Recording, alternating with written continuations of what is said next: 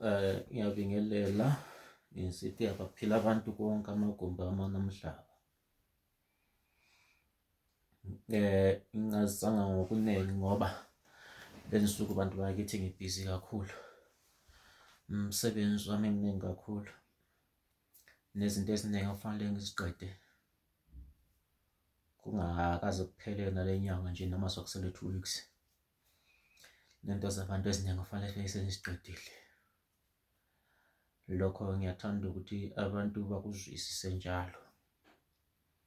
Ngoba ngithanda ukuthi ngikhulume kube kanye into sidlule kiyo.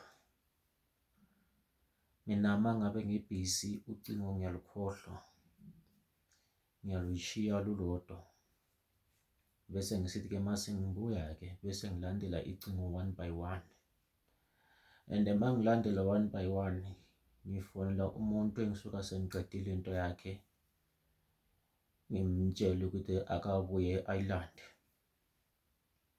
Ngikhulumela kakhulu kulaba engisuka sengiqalele imisebenzi yabo.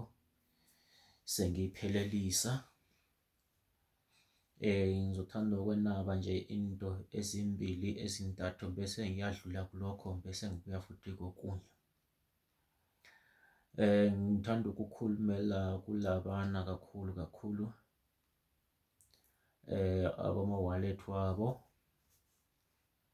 akhona esengiwaqedile. And then sengiwaqedile sengisizwa manje ukuthi ase-right. Ngizobafonela bebe bezowalanda 1 by 1. Into ngiyenza ngesikhathi.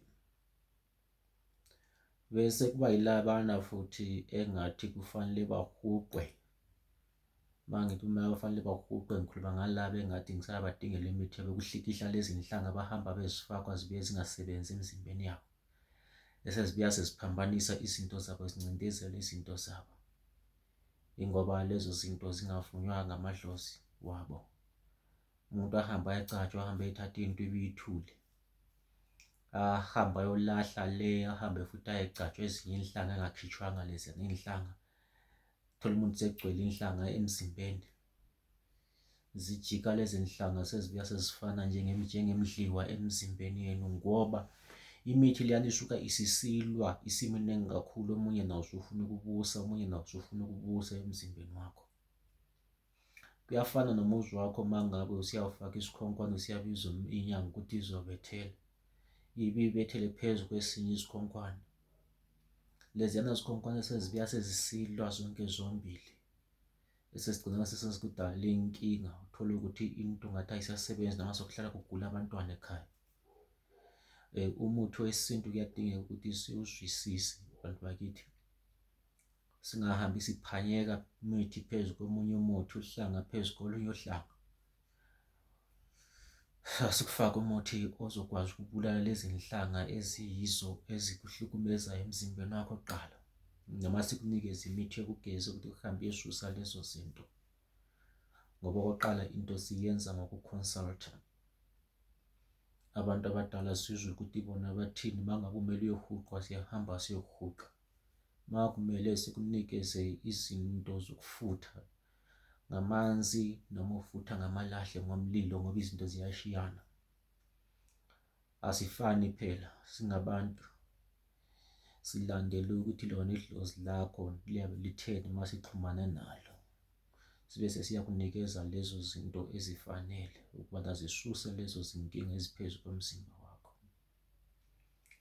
Into ebalulekileyo mina ngiyalalela ukuthi abantu abadala bathini. Angisebenzi ngendlela yokuthi yena umuntu ufuna ngimsebenze kanjani. Cha, mina ngisebenza ngesintu sakithi sasemandulo. Engingeke futhi ngisijike nangolulodwa usuku. Ngisitshintsha ngoba lokho mangabe ngasitshintsha ngokufuna ukujabulisa umuntu ngesikhathi esincane, lokho akunike kungihambele kuyobulala elami idlozi. Ngiyabonga, ngiyathemba abantu ningizwe kahle lapho kulokho engikudlulisayo.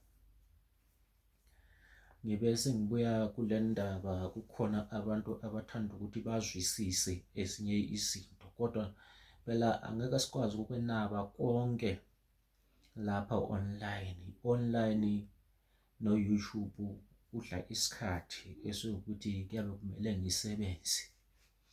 Yikho-ke mina lingamboni kakhulu esikhathini so-YouTube, ngoba ngisuka ngimatasa ngisenza izinto okungukuthi ngiyabe ngifuna ziphumelele.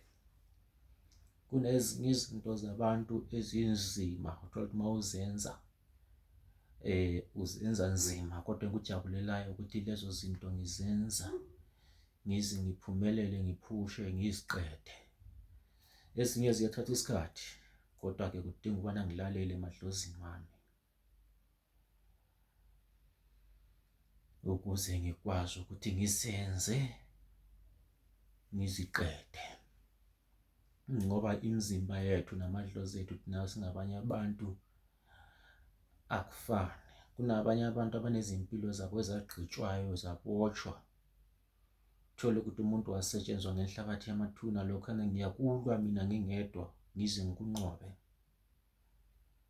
Uthole impilo yakho zihamba isisiba ngcono, noma kade inzima, noma kade uhamba ebantwini. Kodwa mina ngiyazama ngazo zonke indlela, ngibuza amadlozi wami ukuthi okay, kuze nginqobe lapha kumele nginqobe kanjani. Lokho ngiyakwenza ngikhulule. Engikujabuleleyo ukuthi imithi leyo sengihambe ngayihlanganisa yabakhona. Nalabo esasesimiselene ukuthi cha, abathi ukulinda kancane, sengizofuna futhi ukubabiza one by one, ngibuye futhi ngibancedise, ngisebenze, nginqobe. Ezinye izinto engithanda ukuzibheka mina njengodlozikhulu, sinemfihlo zethu thina ezisensitive esingeke futhi sazitshela umuntu ongakaze alithathe usizo lwami. Kodwa-ke umuntu oluthathayo usizo lwami nguye-ke umuntu engimtshelayo, ngimnikeze izinto ahamba ayosebenzisa. Kanti-ke nawe unomuntu awumelanga ube namahloni ekukhulumeni. Uma kwahamba wadinga into enzima, wathola ukuthi ihambe yancindezela impilo yakho, yayibuyisela emuva, ungitshele. Uma ngabe usizo nginalo, ngizokusiza, kukho ngikwethule. Kanti-ke angisuye lona umuntu oyazi konke. Uma ngabe into engingayazi ngiyakutshela ukuthi cha, lento angiyazi.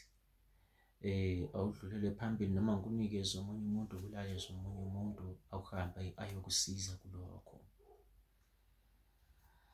Nanku okunye engifuna ukukudlulisa lana ngemva kokubana singena edabeni oluyilo namhlanje esize ngalo, futhi lifanele lilalisise lokho engikutshoyo, ngoba angihlali ngi-online ngaso sonke isikhathi, angihlali ngiku-YouTube ngaso sonke isikhathi, angihlali ngiku-WhatsApp ngaso sonke isikhathi. Kodwa-ke ngihleli mina ngibhizi, ngiyahlaziya into, hlale phansi ifoni ngiyikhohlwe. Ngifuna ukuqondisisa lapha abantu ukuze bazwisise. Amafutha we-gambling, light ngamafutha we-gambling, angisoze ngigxile kakhulu ngikutshele ukuthi mina ngihlanganise inani ukuze kusebenzeke kuleyo nto. Kodwa into engifuna ukukutshela yena ukuthi amafutha we-gambling is strictly for i-casino, imishina, bantu bakithi, namaphepha, amakhasi. Uma ngabe udlala amakhasi, uma ngabe udlala idayisa, ayasebenza-ke lawo. Kodwa-ke mase sibuya ngapha endaweni ze-gambling eziningi ezamanamba, mntu wakithi, kuba zinhlanga esikwenzela zona. Yizo-ke ezikwaziyo ukubana zikutakule kokunye nokunye, ngoba ziyakwazi ukuthi zikusize uphuphe amanamba. Kodwa-ke nawe zihambe phela zakuhlambulula, zakuhlanza umzimba wakho wabamuhle. ngoba into eqala engifuna ukuyiqondisa ebantwini kuba neminye imimoya ehlala ngaphakathi nakwethu eyabe idinga kwesinye isikhathi ukuthi naye umuntu akhucululwe ngaphakathi. Ake ngithathe for example njengokubana kukhona into esithi thina ihliso lesilwane. Ihliso lesilwane liyakwazi ukuthi likuhlukumeze ukuthi noma ufakwa umuthi emzimbeni lifike liwubulale ngoba isuka iyinto ephakathi. Ezinye izichitho zisegazini lethu, yikho kwesinye isikhathi sikunikeza sithi hamba iphuza lembize ekwazi ukubulala isichitho ngaphakathi, ngoba isichitho sikanje, isichitho ziyehlukana. Izichitho ziyakwazi ukuthi zifike nazo ziwubulale umuthi emzimbeni wakho. Uzithole kwesinye isikhathi uhamba uxabana nabantu nje ngento ongayazi ukuthi kade waxabana nabantu benze njani, ngoba lento mhlawumbe isuka yisichitho esisegazini lakho. Sisithi thina ogogo babesithi hayi uma bekhuluma isintu abathi bafika isilwane sifike sisuze sibe sesiyabulala izinto zakho. Babekhuluma isintu khona lapha ukuthi into yathi uyilungiselwe, into lana ivuke ngolaka ilwe nalento oyifakiwe emzimbeni, igcine siyibulala ngoba ayikhucululwanga ngaphakathi.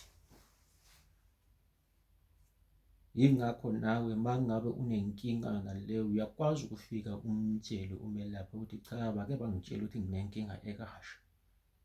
Siyakwazi thina ukuthi sikusize kulokho, sibulale leyo nto ngaphakathi, noma kumfanele sikuchaye inhlanga ezizobulala le nto ngaphakathi, sikwenzele sihlanganise nale nto ozothi uma isithi iyaphakama ithi iyalwisa le nto ifakiwe egazini lakho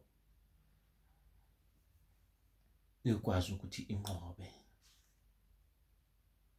Ngizobuya-ke manje bese ngiyacacisa ukuthi amafutha e-gambling angu-2.5 wona. Inhlanga ze-gambling zingu-3.5. Yikho-ke lokho engifuna ukukudlulisa. Ma ungifonela ungangitholi, umsebenzi munengi. Ngiyakwazi ukuthi ngibuyele kuwe ma ngiqedile ngento yakho ngibuye nguphendule, noma ngabe ngu-WhatsApp, kodwa u-WhatsApp kuthatha isikhathi ngoba u-WhatsApp maningi kakhulu. Kodwa-ke ma ungashiya ucingo ma ngabe ngifika sengiqedile ngikwenzayo, ngiyakwazi ukuthi one by one ngibuyele kini ngoba itholakala ukuthi ama-calls, ama-missed calls abe maningi. Akekho umuntu engimshiya phandle, ngiyakwazi angikwazi, awekho umuntu engimshiya ngaphandle. And bese ngibuya endabeni yabantu kakhulu labe engisuka nabo emakhaya.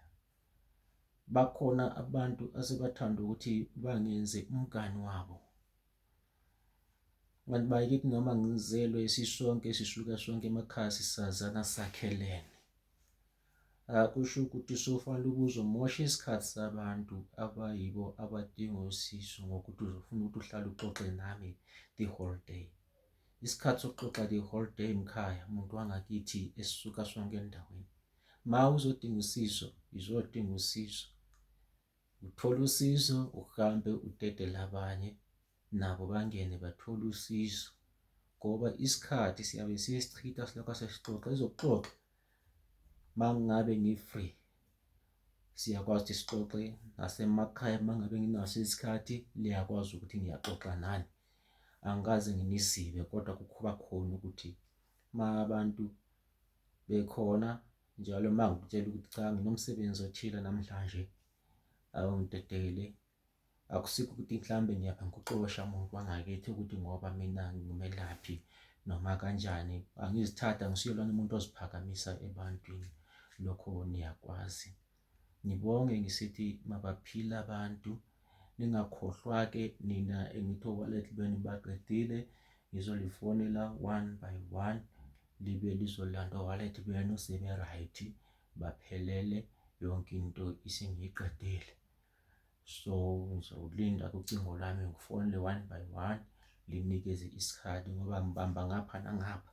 Owami umsebenzi wesintu awuqashelwa muntu ngoba umsebenzi wesintu. If ngabe kuyifemu, yebo bengizoqasha, bekuzoba lula, kodwa-ke akuqashelwa ngoba isandla esinokuphila ngesami.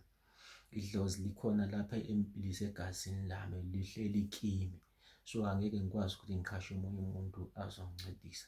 Ngingaqhasha mhlawumbe umuntu ozoncedisa ukuthi angithathele angihambisele amaphasela kophepha uma ngabe kumele kube khona amaphasela.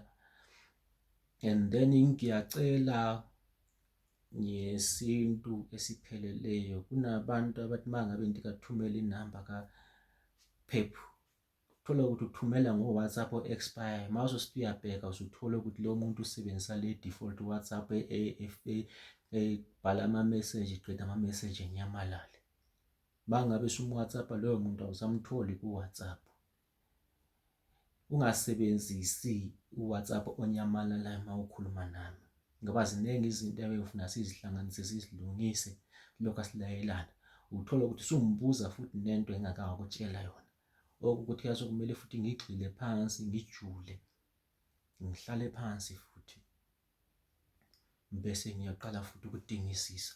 Khona lokhuyana kudla isikhathi ngoba umsebenzi mningi. Kuya kuhle uma ngabe into ngulayele yona, noma ngabe mhlawumbe ubona ukuthi uyabhala kuno-WhatsApp wakho disappearing messages, ngcono ube nebhuku ukubhala phansi izinto zakho. Kodwa kakhulu abama-post abakuthunyelwa izinto, ngicalekele ukusebenzisa u-default WhatsApp. Uyangihlukumeza ngoba khona manje nginamanye ama-message engiwadingayo ukuthi abantu kufanele bafake amaphasela wabo, angisawaboni lawo ma-message. So into engiyicelayo abantu bakithi ngisithi niphile ngomusa nangothando. Ungakhohlwa uDlozikhulu lona okhulumayo nithola ku-083 20 66954.